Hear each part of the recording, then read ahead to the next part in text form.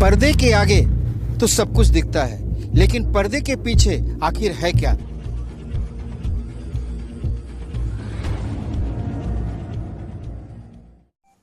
नमस्कार।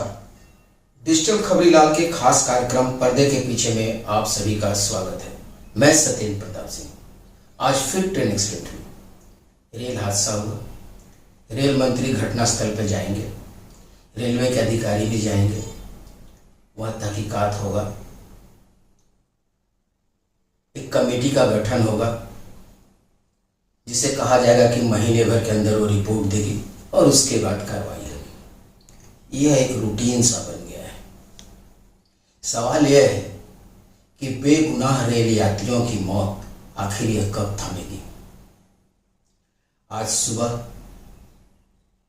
सुबह जब लोगों की नींद खुली तो लोगों को समाचार मिला कि झारखंड में एक रेल हादसा हुआ है।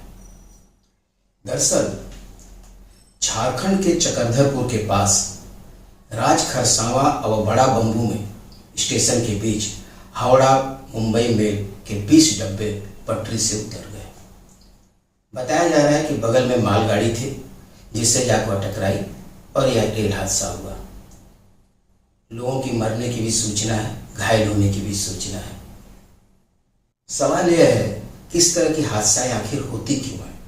अगर हम झारखंड की ही बात करें तो ये झारखंड के अंदर ही पिछले 6 महीने यानी 2024 में ही ये 3 रेल हादसा हो चुका है। 18 जनवरी 2024 को गम्हरिया रेलवे स्टेशन पर उत्कल एक्सप्रेस से 4 लोगों की मौत हुई थी।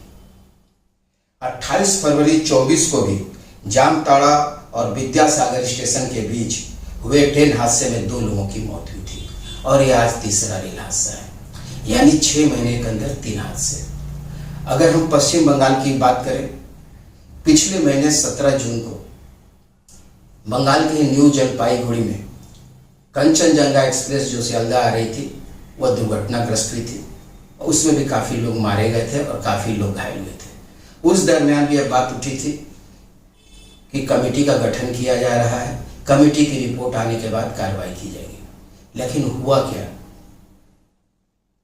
भारतीय रेल का जहां तक सवाल है, प्रतिदिन 2.5 करोड़ लोग यात्रा करते हैं। उनका सिर्फ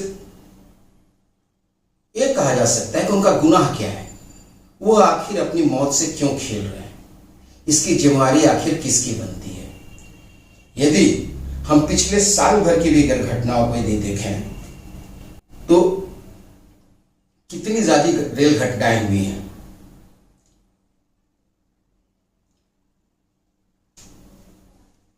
2 जून 2023 को उड़ीसा के बालासोर में एक ट्रेन दुर्घटना हुई जिसमें 300 से ज्यादा लोगों की मौत हुई थी और 1000 से ज्यादा लोग घायल हुए थे।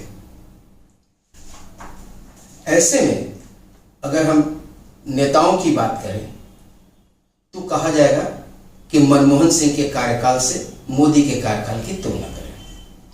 अब इनके आंकड़े भी अगर देखें जो इन्होंने दिए हैं उसके हिसाब से अगर देखें तो यूपीए सरकार के 10 साल में 1711 रेल हादसे हुए थे, जबकि एनडीए की मोदी सरकार में 2014 से मार्च 2023 के बीच यानी 9 साल का ही इसमें आंकड़ा है, 638 हादसे हुए। पीठ थपथपाने के लिए तो काफी है, लेकिन ये 638 हादसे भी आखिर क्यों हुए। वहीं 2024 में 3 बड़े हादसे हुए हैं। यूपीए सरकार में 867 मामले ट्रेन से पटरी के उतरने के सामने आए थे, जबकि एनडीए सरकार में 426 मामले सामने आए। यहाँ भी हम आधा की संख्या है, लेकिन सवाल है कि उनमें ज्यादा इनमें कम या इनमें ज्यादा उनमें कम, ये मामला उठेगा ही क्यों। आखिर रेल मंत्रालय और सरकार कर क्या रही है। आंकड़ों के मुताबिक यूपीए सरकार में रेल हादसों में 2453 लोगों की मौत हुई थी, जबकि 4486 लोग घायल हुए थे। वहीं एनडीए सरकार में 781 मौतें और 1543 लोग घायल हुए हैं। यानी लाशों की संख्या पे भी राजनीति होती है और यह आंकड़ा यही प्रमाणित करता है। अब सवाल यह है कि रेलवे की सुरक्षा पर सरकार कितना खर्च कर रही है। मोदी सरकार में रेलवे के लिए 1,78,012 करोड़ रुपए का बजट आवंटित किया गया है।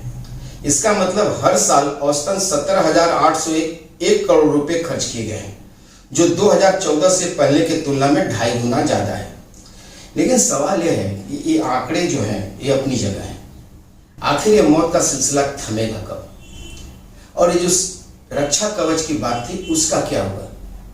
या फिर ये जो आज का हादसा हुआ है इसके बारे में भी यही कहा जाएगा कि एक कमेटी बनेगी और कमेटी रिपोर्ट देगी और कार्रवाई होगी।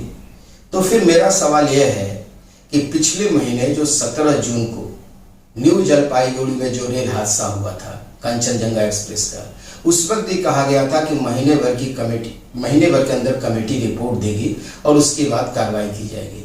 महीना भर बीत चुका है, उस रिपोर्ट का क्या हुआ? किसी को कोई जानकारी है?